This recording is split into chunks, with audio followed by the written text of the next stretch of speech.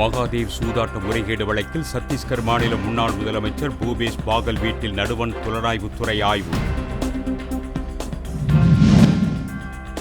தமிழகத்தில் 26,883 சதுப்பு நிலங்களை அறிவிக்கை செய்யக்கோரி கிராம சபை கூட்டங்களில் தீர்மானம் நிறைவேற்ற அன்புமணி வேண்டுகோள்.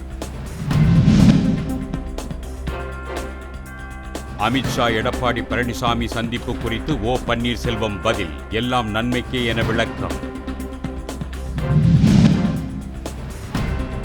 திமுகவை வீழ்த்த வேண்டும் என்று நினைத்தால் எந்த ஒரு கட்சியும் தேசிய ஜனநாயக கூட்டணிக்கு வரலாம், அண்ணாமலை கருத்து. இயக்குனர் பாரதி ராஜாவின் மகன் மனோஜ் சென்னையில் மாரடைப்பால் மரணம், திரையுலகினர் அஞ்சலி.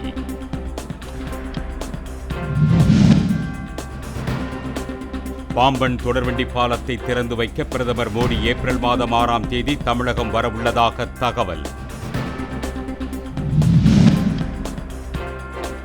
தங்கம் விலையில் பவுனுக்கு 80 ரூபாய் உயர்வு. சென்னையில் 1 பவுன் அணிகலன் தங்கம் 65,560 ரூபாய்க்கு விற்பனை.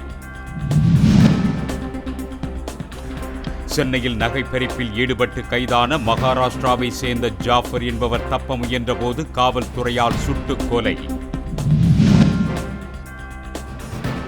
தமிழ்நாட்டில் அதிவேக தொடர்வண்டி போக்குவரத்துக்கான சாத்தியக்கூறு குறித்து ஆய்வு செய்ய ஒப்பந்த புள்ளி வெளியீடு.